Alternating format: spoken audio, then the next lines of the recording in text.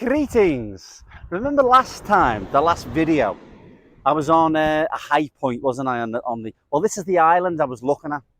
I was looking at this island, and I'm on the far west side of the island that I was looking at, if you've seen the last video. I might have a rant here, but what better place to have a rant? Look at this. It's maybe the best place I've been. Totally deserted, this beach. So this is Ken, this is Barbie, this is Hegel on the beach, isn't it? So if I have a rant, and the other thing is, I've just spent about, I don't know, ages getting a ferry, and I had to walk for about an hour and a half to get here. And something Hegel wrote was that, philosophy is a solitary profession, or it's a solitary activity. So it really is. I think it absolutely is. I think he's bang on there.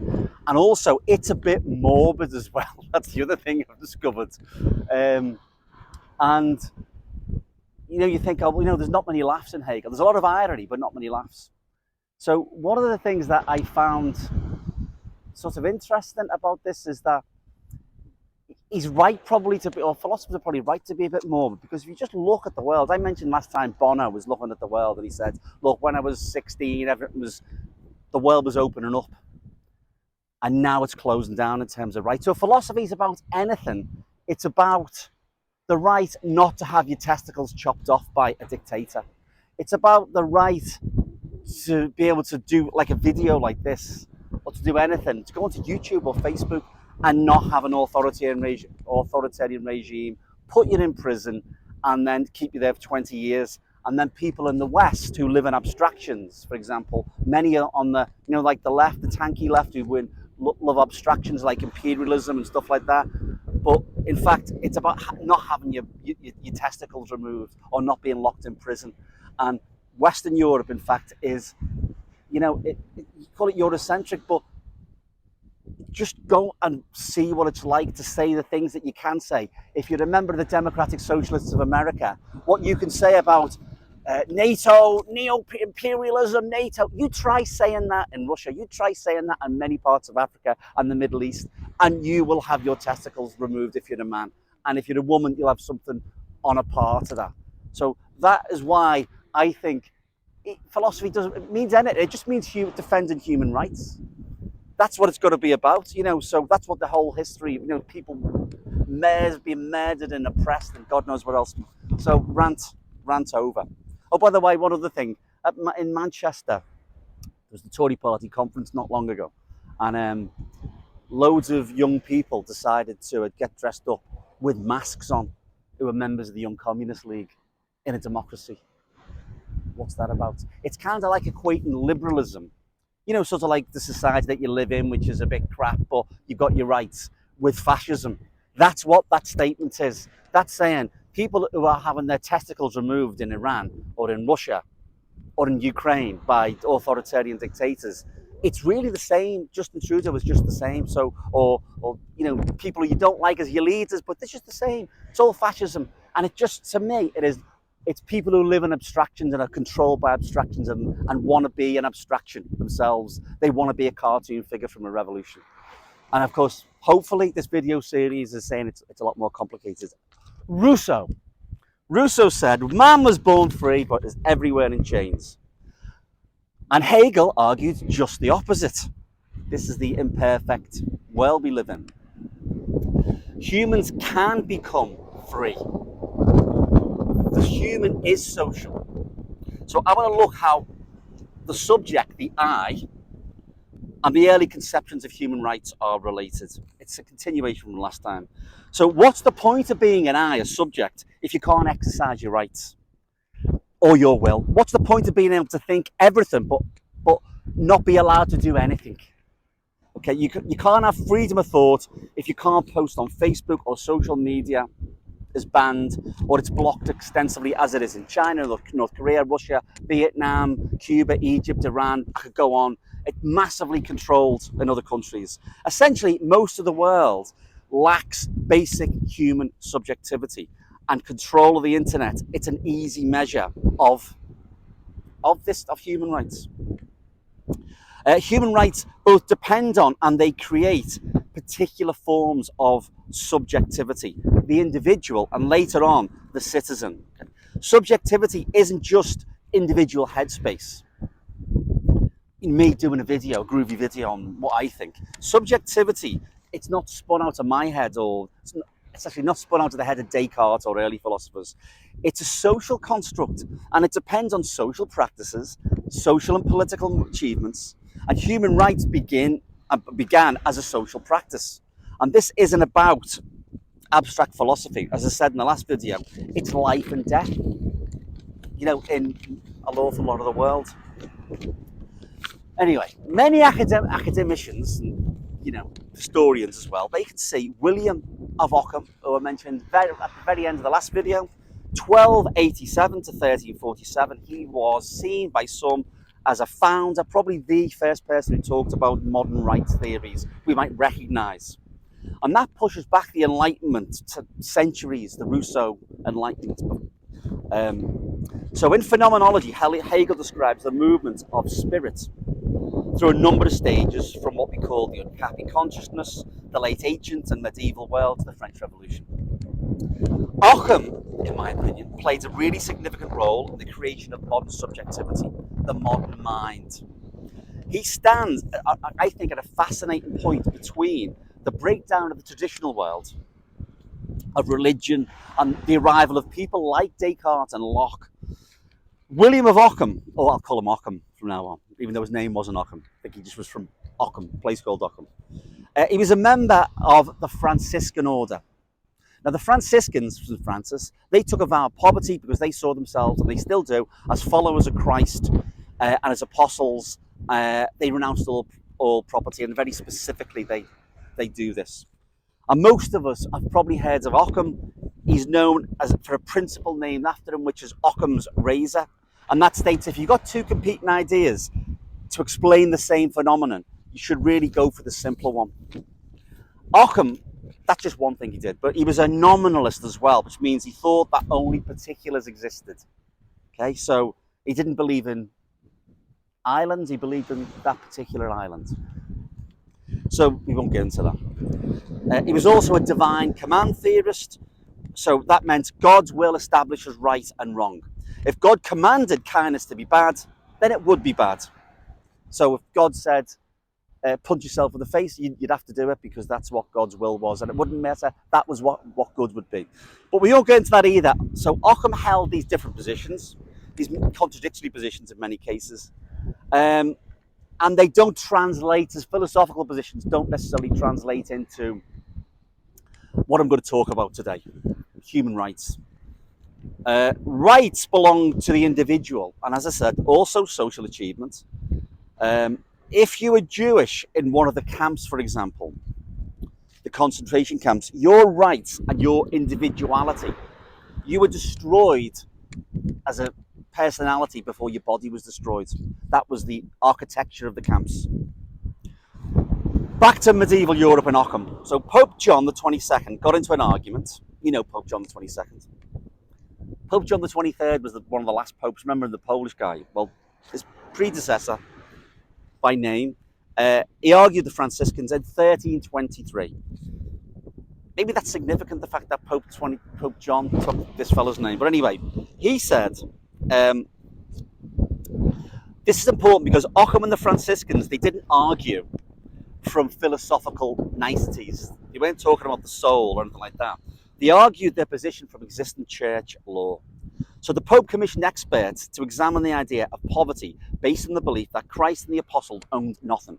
So Pope John declared it ridiculous to imagine that every bit of food given to the Franciscans belonged to the Pope.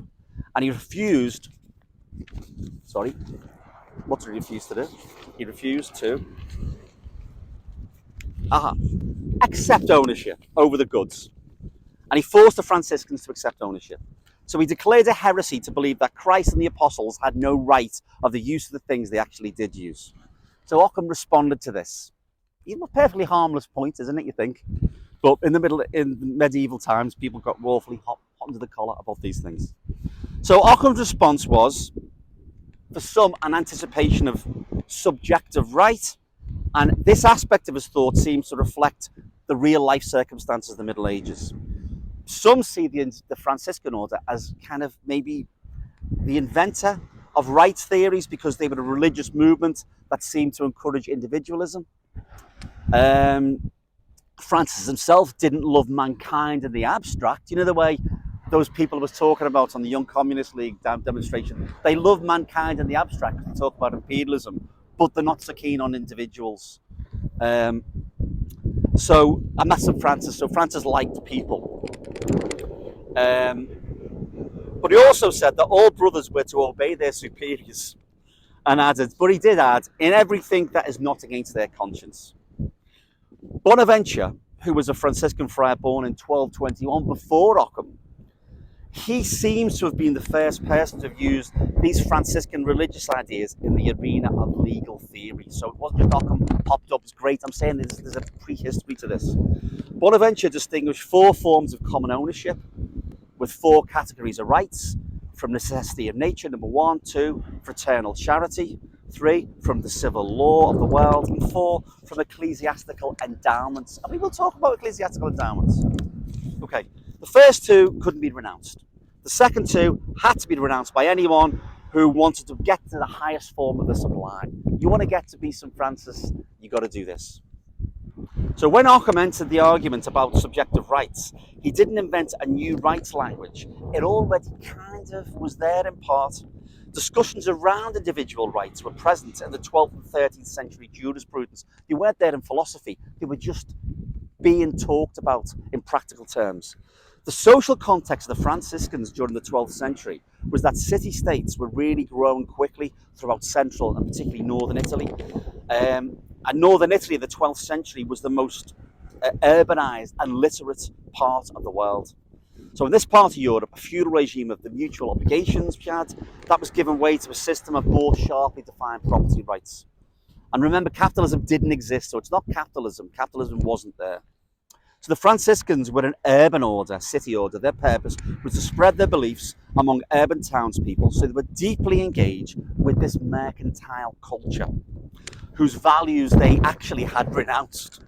So they were dealing with the new problems of economic morality associated with wealth and buying and selling. And so when Pope John challenged them, the Franciscans, they were very well placed to look at these implications regarding property and regarding rights and ownership. So questions like these were debated. These are some of the, going to seminaries and the church legal world. What kind of property existed in a state of nature? Was Adam at first the sole proprietor of the world? How did individual property replace earlier common ownership?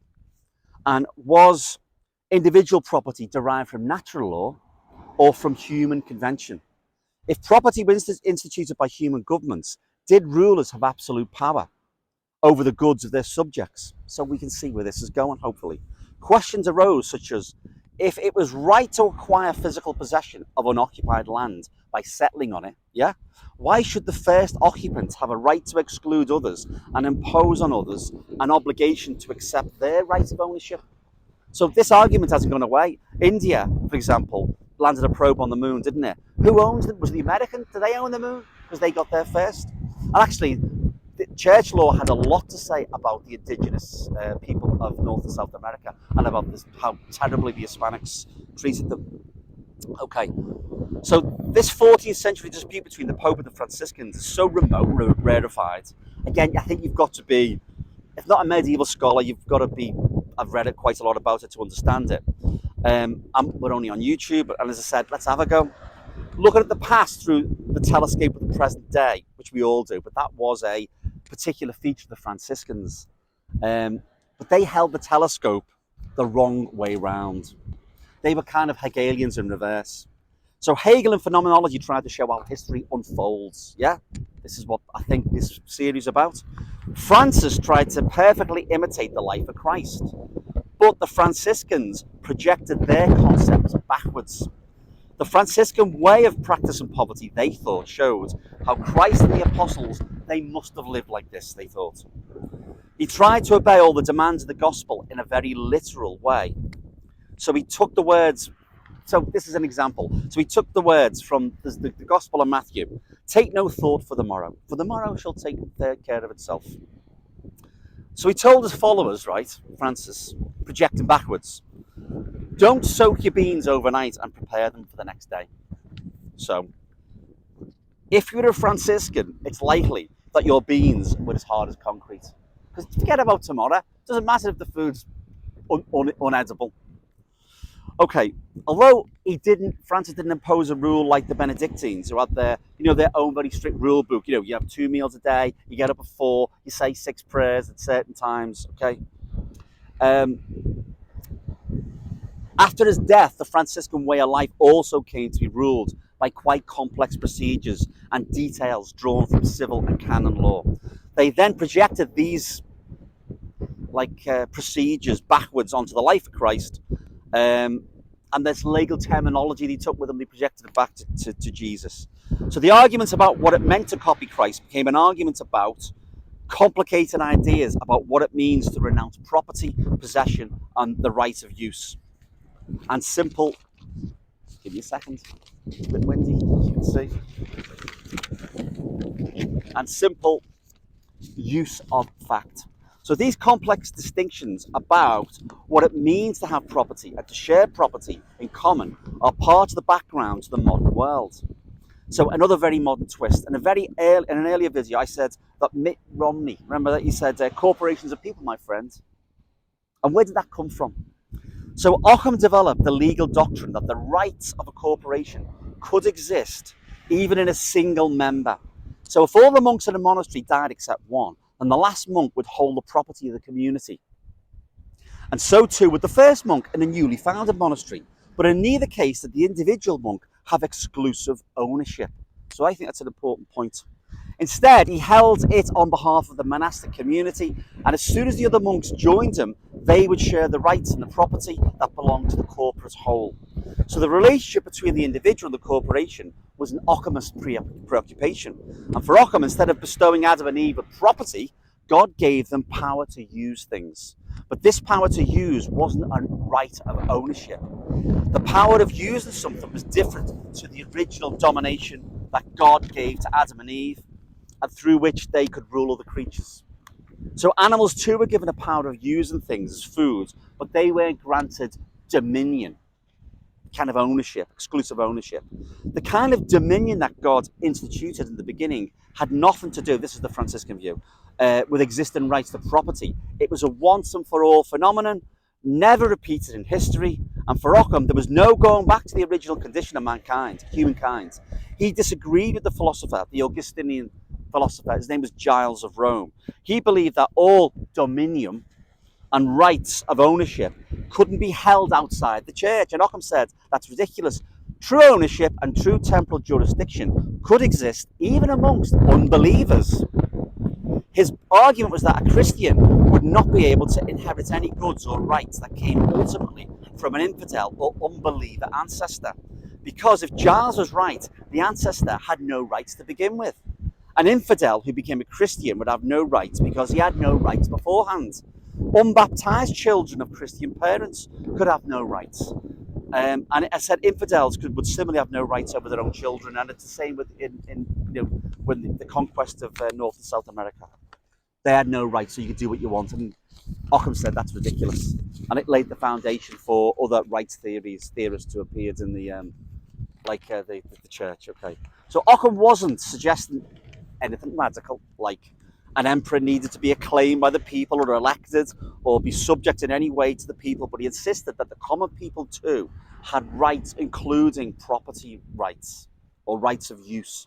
An example he used was an obscure piece of text in canon corporation law about a long dead dispute in the church of Troyes in France.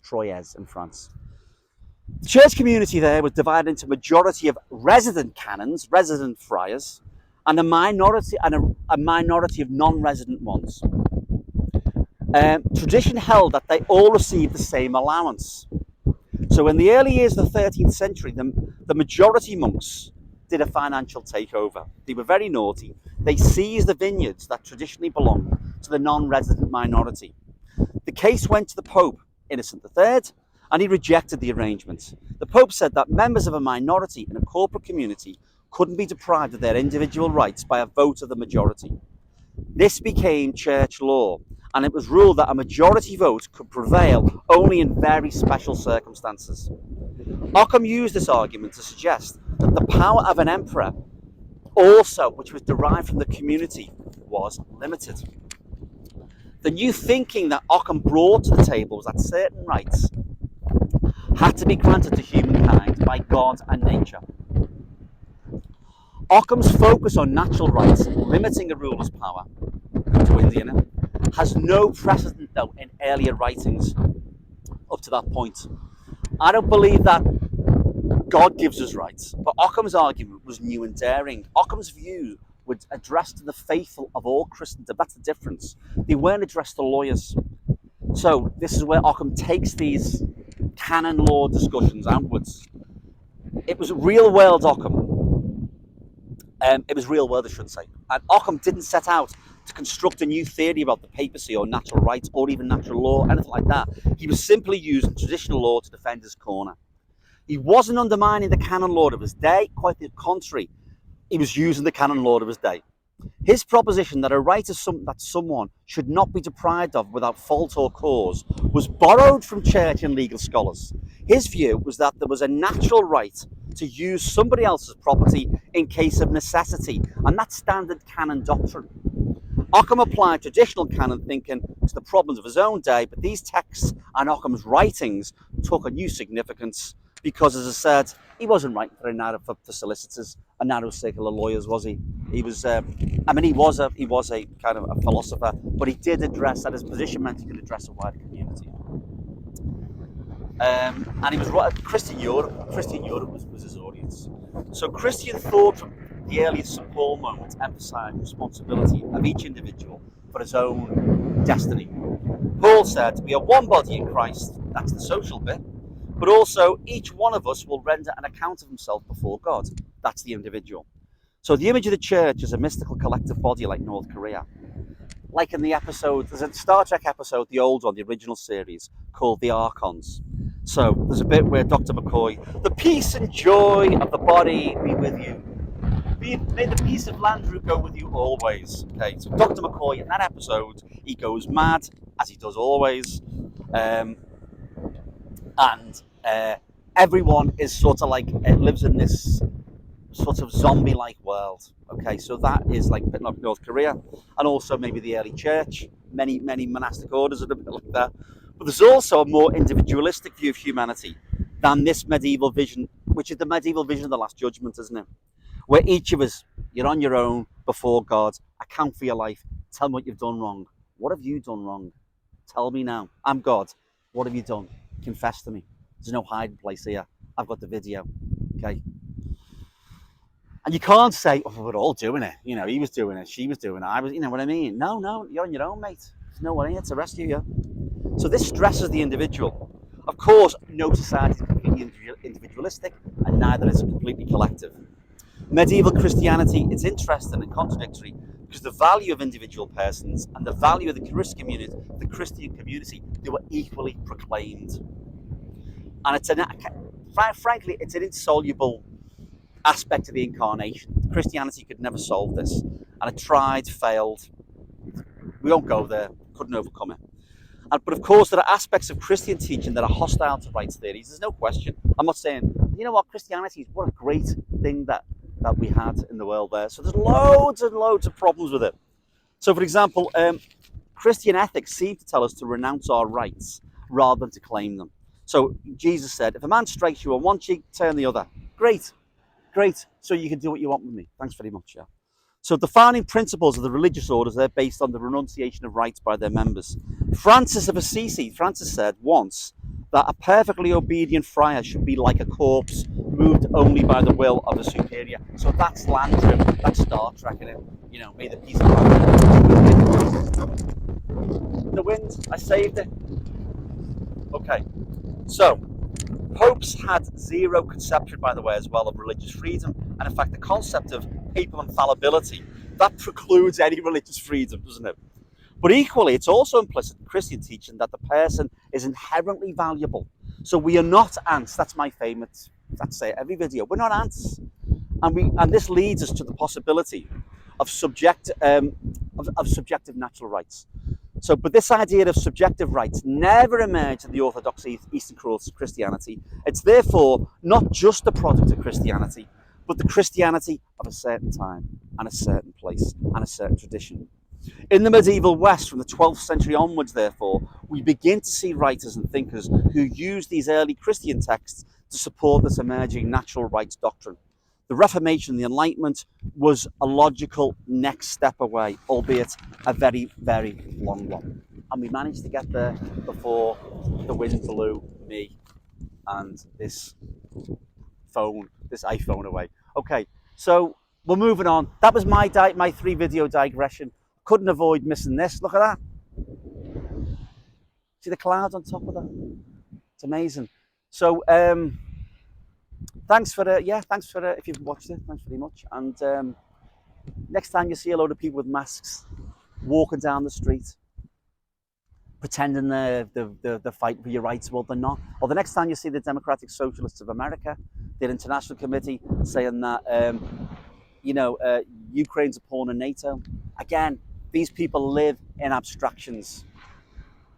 Imperialism, define it. When they get to the definitions, it always boils down to sort of America's bad, which a lot of it is. But it's like saying America's bad. If all of America's bad, if you all live in an abstraction, then I'll tell you what we'll do. Let's do away with elections. Just allow Donald Trump to be leader. And then we can hate America properly, which is kind of where they're coming from. It's kind of like that. Why did the communists in the 30s decide that Hitler coming to power would be a really good idea? Why did a huge body of thought think that? Go down that road, Hitler first, then us, because they actually want bad stuff to happen, and we can't allow that to happen. So it's about philosophy, but it's also about do something about it.